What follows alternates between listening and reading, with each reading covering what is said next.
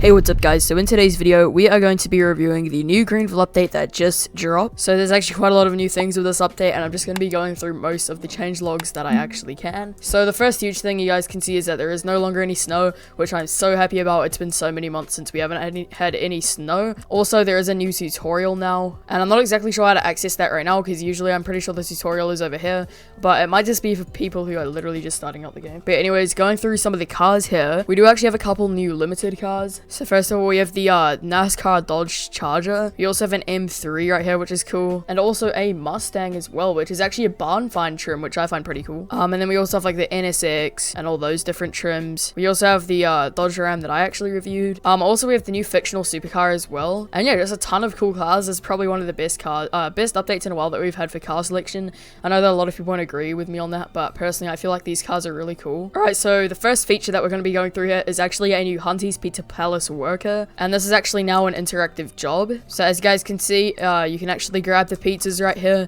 and you can actually deliver them around the map. I'll probably have a more detailed version coming out on how to use these interactive jobs soon, so I'm not really going to talk much about them here.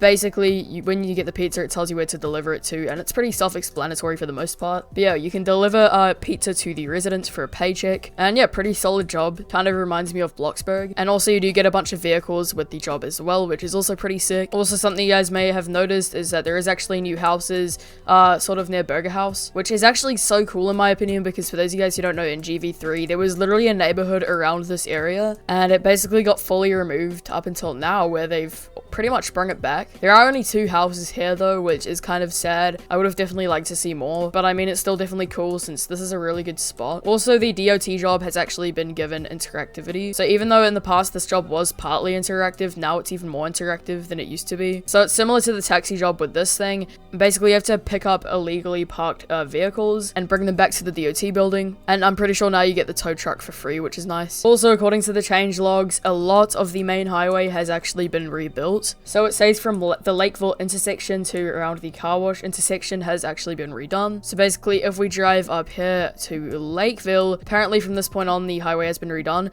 So as you guys can see, the color is actually completely different, which personally I don't really know how to feel about this like different color, or at least how it all of a sudden switches to this different color. I feel like they might need to like blend them in a bit more. But yeah, so far really all I'm mainly noticing is a different color.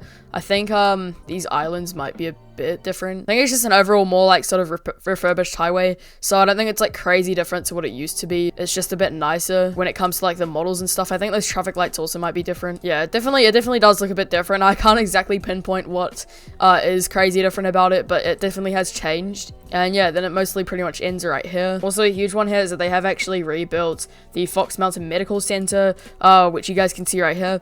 And this building has been due for a remodel for so many years at this point. So very, very happy they've remodeled it, and it looks like they've mostly kept it the same. I mean, obviously you guys can see it looks so much better now, but I mean, the actual outside of it at least does pretty much look the same, which I personally really like. It kind of keeps that realism. But yeah, so as you guys can see, everything is totally different. It's actually crazy. I really hope this building gets used more now, and I hope in the future actually it becomes interactive, because this would be a super sick job. Also, according to the change logs, the credit union building has been remodeled as well. So yeah, as you guys can see, it actually does look slightly different. You guys can probably notice though that for these buildings, they have mostly kept them the same. Obviously there is a different sign actually now, but yeah, when it comes to the exteriors, they do honestly look pretty similar, but that's just to keep the realism from their real life counterparts. But as you guys can see, the interior is super nice now. This actually looks crazy good. This place better be being used more than like Fox Mountain at this point, because this actually looks super cool. Okay, now we are moving on to some new settings. So the first one here is that if you scroll to the very bottom, there is actually a new wind shake option,